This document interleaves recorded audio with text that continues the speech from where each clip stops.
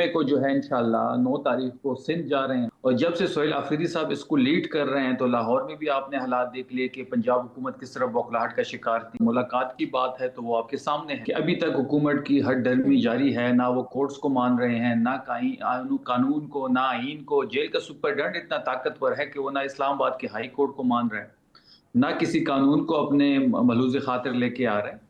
और जहाँ तक तहरीक इंसाफ की बात है कि कुछ गेन नहीं कर पा रही, तो आप देख रहे होंगे कि जिस तरीके से खान साहब ने स्ट्रीट मूवमेंट की जो कॉल दी थी, सोहेल आफरीदी साहब के कंधों पे ये जिम्मेदारी डाली थी।